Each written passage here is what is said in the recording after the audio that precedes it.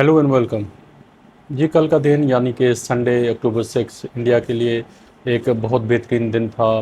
Cricket की अगर हम बात करें तो उनकी दोनों टीमें जो हैं, विमेंस और मेंस टीम, उन दोनों ने कल शानदार कामयाबी हासिल की।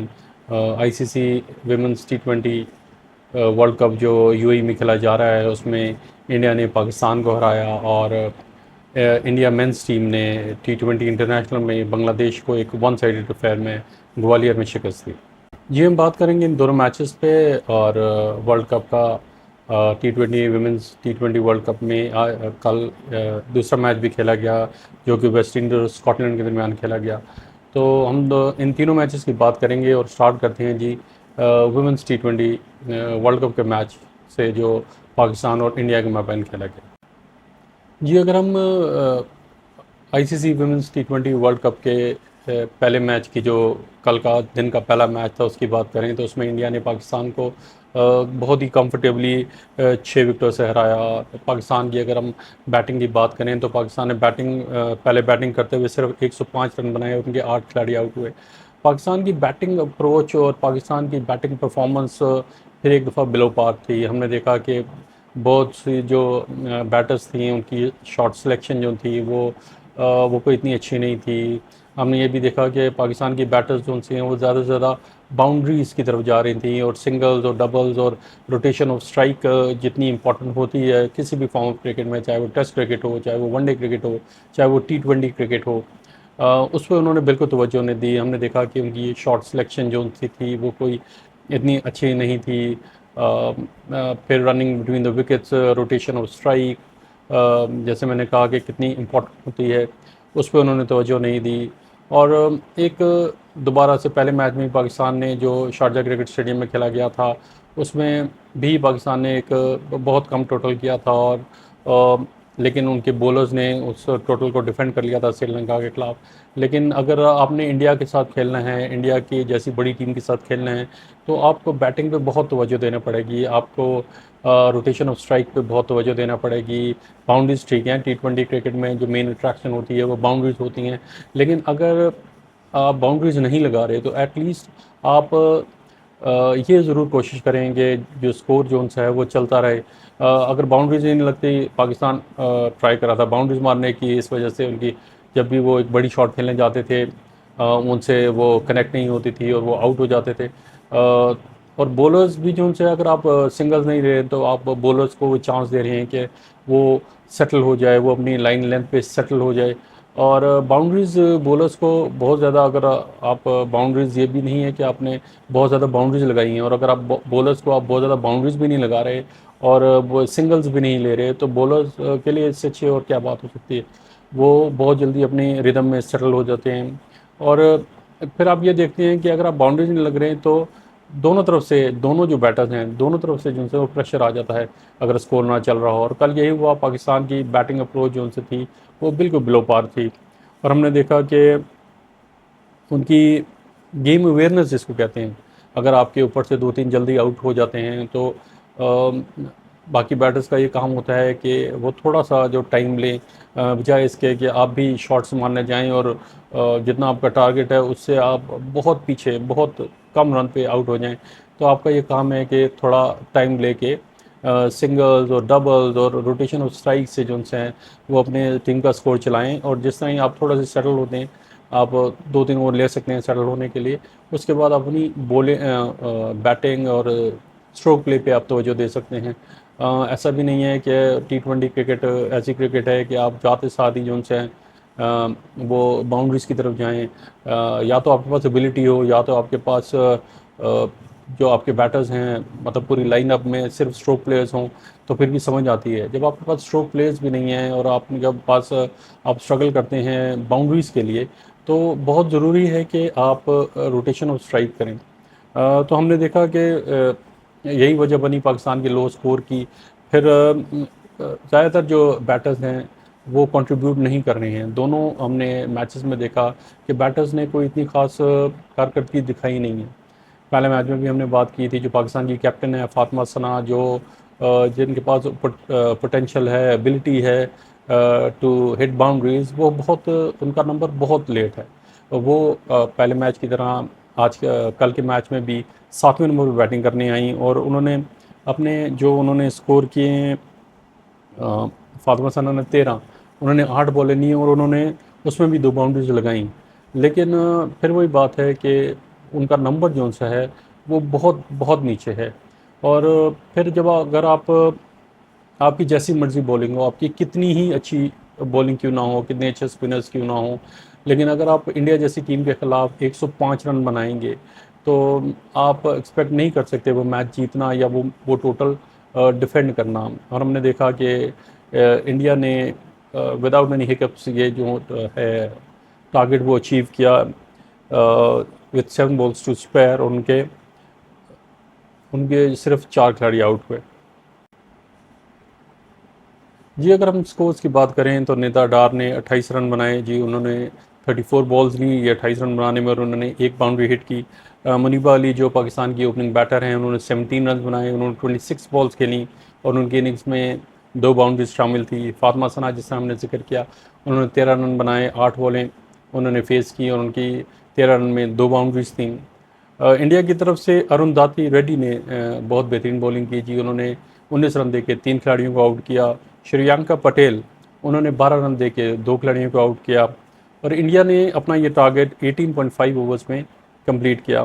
शिफाली वर्मा उनकी टॉप स्कोरर थी जी, उन्होंने 32 रन बनाए, 35 बॉल्स फेस की और उनकी इनिंग्स में 3 बाउंड्रीज थी जी। उनकी कैप्टन हरमनप्रीत कौर वो 29 रन उन्होंने बनाए और उनकी जो इनिंग्स थी उसमें उन्होंने 24 बॉल्स फेस की और उन्होंने एक बाउंड्री लगाई। और हमने देखा कि हरमनप्रीत कौर जो उनसे हैं जब सिर्फ 2 रन रहते थे इंडिया की विक्ट्री में तो वो रिटायर्ड हर्ट जो उनसे होके वो पवेलियन को लौटी। उन्होंने उनको बैटिंग करते हुए इन द 19th ओवर उनको उनको कोई नेक इंजरी हो गई है जी और वो रिटायर्ड होकर बाहर चले गई और अब देखना ये होगा कि उनकी जो इंजरी की नोयत क्या है। होपफुली फॉर इंडिया सेक वो कोई इतनी सीरियस इंजरी नहीं है और वो अपने नेक्स्ट मैच के लिए अवेलेबल होंगी। और जी कल का दूसरा मैच जो ICC women's T20 world cup में था वो जीत था वेस्ट इंडीज़ और स्कॉटलैंड एक दूसरे को फेस कर रही थी, जिसमें वेस्ट इंडीज़ ने ये मैच बआसानी 6 विकेटों से जीता। वेस्ट इंडीज़ जो फॉर्मर चैम्पियंस हैं वुमेंस T20 वर्ल्ड कप के, उन्होंने पहले स्कॉटलैंड को रिस्ट्रिक्ट किया जी 99 फॉर 8 इन 20 ओवर्स और फिर अपना टारगेट उन्होंने सिर्फ 11.4 ओवर्स में अचीव किया। स्कॉटलैंड की मेन स्कोरर थी जी लीसा लिस्टर जिन्होंने 26 रन बनाए और कैथरीन ब्राइस उन्होंने 25 रन बनाए। वेस्ट इंडीज़ की तरफ से एफी फ्लेचर ने 3 खिलाड़ी आउट किए जी 22 रन दे के और शनेल हेनरी ने एक आउट किया जी 10 रन देके। और वेस्ट इंडीज़ की तरफ से क्याना जोसेफ उनकी हाई स्कोरर थी, उन्होंने 31 रन बनाए। लियांड्रा डॉटन जो उनकी मेन प्लेयर हैं, मेन बैटर हैं, काफ़ी एक्सपीरियंस प्लेयर हैं, वो 28 नॉट आउट रहेंगी। और स्कॉटलैंड की तरफ की बॉलिंग की अगर हम बात करें तो ओलिविया बेल ने 2 खिलाड़ी आउट किए 18 रन दे के और प्रिया नाज चैटर्जी उन्होंने एक खिलाड़ी आउट किया 15 रन दे के। तो इस तरह वेस्ट इंडीज़ की भी जी ये एक पहली विक्ट्री थी इस टूर्नामेंट की, अपना पहला मैच साउथ अफ्रीका के खिलाफ हारने के बाद। जी पाकिस्तान का अगला मैच जो ICC women's T20 world cup में है वो भी यकीनन एक बहुत बड़ा मैच है। बड़ा मैच इन द सेंस के एक बहुत टफ अपोनेंट्स के साथ पाकिस्तान का मैच है।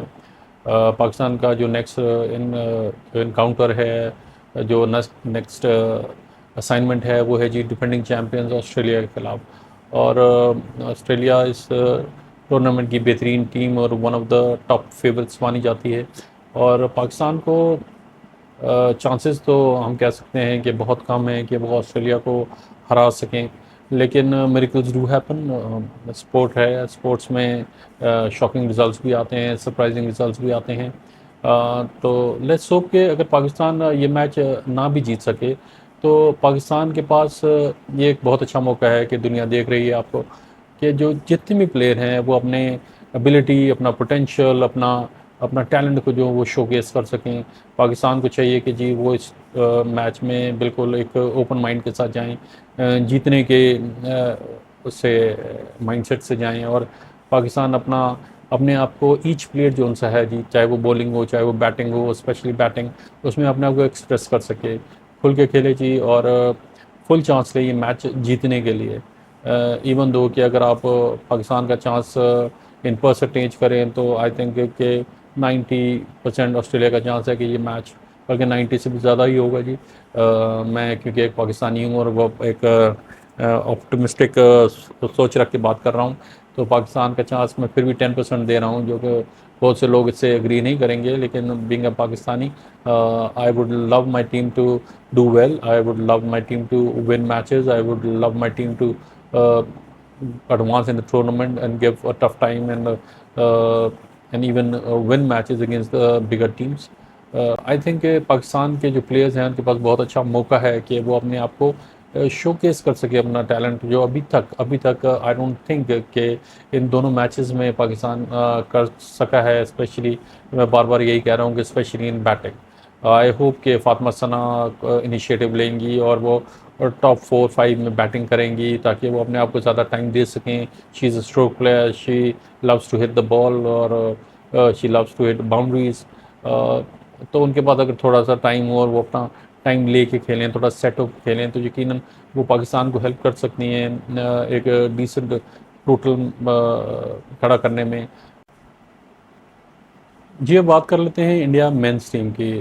कल इंडिया का मुकाबला बांग्लादेश से था जी, कि उनके जो T20 इंटरनेशनल सीरीज़ है उसका पहला मैच था ग्वालियर में, और हमने देखा कि इंडिया ने एक कंप्लीट परफॉर्मेंस दी, एक टोटल डोमिनेंट परफॉर्मेंस दी, और बांग्लादेश को हर शोबे में उन्होंने आउट क्लास किया।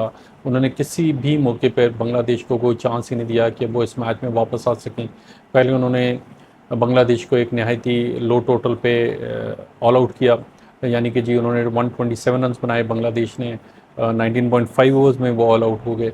और फिर जो शुरू ज़माना इंडिया की बैटिंग है, जो विश्व को यंगस्टर्स हैं लेकिन सारे के सारे जो उनसे वो स्ट्रोक प्लेयर्स हैं, उन्होंने एक बेहतरीन बैटिंग अपनी दिखाई, और यह मैच बआसानी 7 विकेटों से जीता। और अभी इस मैच की 49 उनकी इनिंग्स की 49 बॉल्स रहती थी जी। तो इससे आप इसके इंडिया की डोमिनेंस का अंदाज़ा लगा सकते हैं। जी, बांग्लादेश की तरफ से जो उनके टॉप स्कोरर थे वो मेहदी हसन मिराज थे। उन्होंने 35 नॉट आउट किया, 32 बॉल्स पे उन्होंने 3 बाउंड्रीज लगाई। उनके कैप्टन नजमुल हुसैन शांटो, उन्होंने 27 रन बनाए।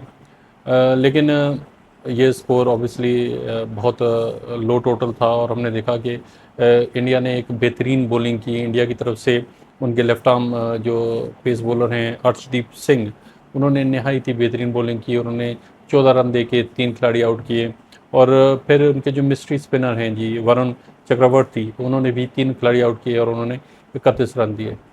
जी, बांग्लादेश को इतने लो टोटल पे आउट करने के बाद, बेहतरीन बॉलिंग और फील्डिंग परफॉर्मेंस देने के बाद, अब बारी थी उनके बैट्समैन की, और उनके बैट्समैन ने भी डिसपॉइंट नहीं किया ग्वालियर क्राउड को, और उन्होंने बआसानी ये मैच, जैसे मैंने आपको बताया, बआसानी ये मैच जीता।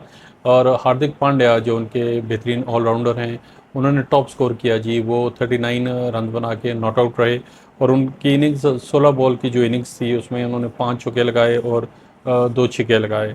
उनके कैप्टन सूर्या कुमार यादव, जो एक बहुत ही बेहतरीन स्ट्रोक प्लेयर हैं, उन्होंने 29 रन्स बनाए जी 14 बॉल्स पे, और उनकी इनिंग्स में 2 फोर्स और 3 सिक्सेस शामिल थे जी। संजू सैमसन ने जी ओपनिंग बैटिंग की, उन्होंने 29 रन बनाए, और उनकी इनिंग्स में भी जी 6 चौके शामिल थे। और नीतीश कुमार रेड्डी, वो भी नॉट आउट रहे जी 16 रन बना के, और उन्होंने भी 1 सिक्स लगाया। तो इस तरह आप कह सकते हैं कि इंडिया की जो बॉलिंग बैटिंग जो परफॉर्मेंस थी, वो simply they played like champions, they played like world champions, और उन्होंने बिल्कुल टोटली जो उनसे है ये बांग्लादेश को इस मैच में आउट क्लास किया। जी, आज के लिए इतना ही। Please like share and subscribe. Thank you for watching. Take care and God bless.